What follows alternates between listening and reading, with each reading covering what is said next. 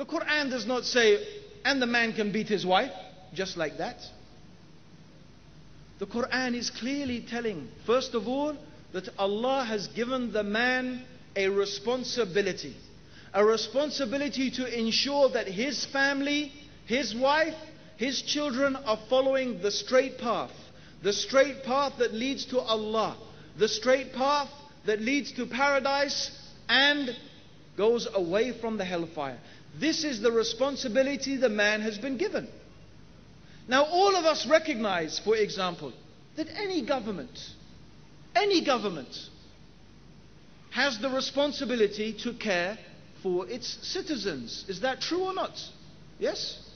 And does not every government have the responsibility to prevent criminal action? Yes or no? Isn't it the responsibility of government to arrest the thieves and the murderers and the rapists?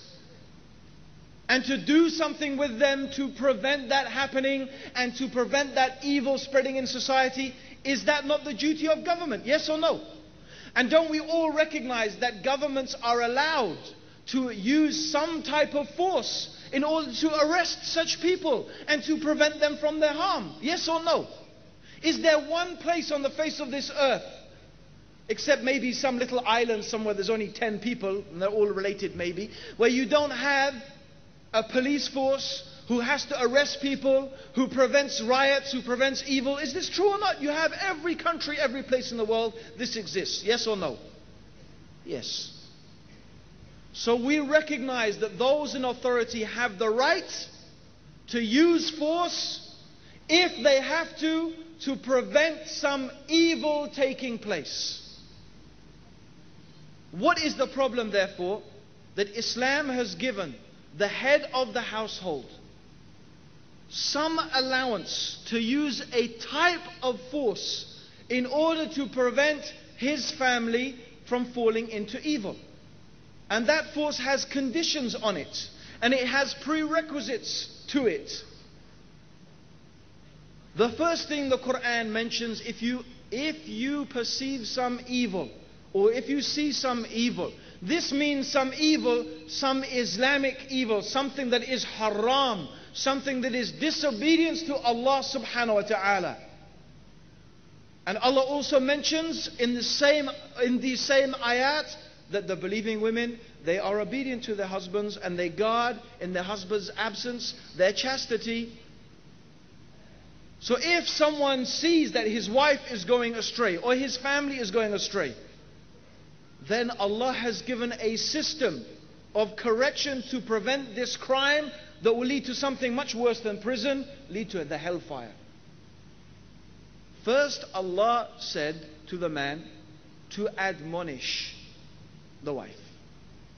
First you tell her, like you would tell anyone, giving them dawah, with maw'idah, with a nice exhortation. وَجَدِلْهُمْ بِالَّتِي هِيَ أَحْسَنُ, and explain to them in the nicest way. بِالْحِكْمَةِ, with wisdom. Oh my wife, don't you see that Allah said this? And don't you see that the Prophet ﷺ said that? And aren't you afraid of Allah's punishment? And don't you want Allah's reward? And this is the wisdom and the benefit and the reasons behind this, that you should do this and this and this. So this is the first stage of advising his wife, of exhorting her, of teaching her, of reminding her. If this does not work, then he can take another step. And another step is that he turns his back on her in the bedroom. He turns his back on her because it is something the wife loves from the husband, that he is affectionate towards her, even in the physical sense. It's something that the woman loves from her husband.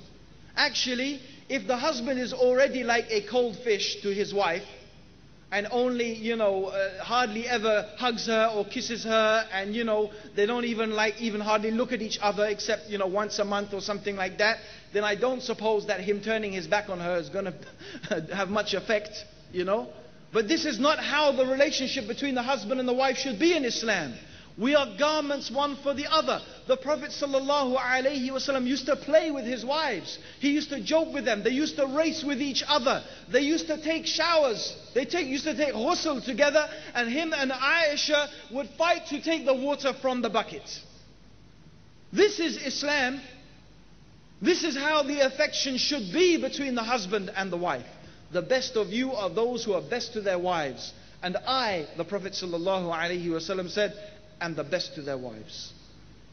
So this is how Islam should be. So if your relationship is like that, then you turn your back on your wife is going to feel sad. And she, inshallah, she's going to relent to that.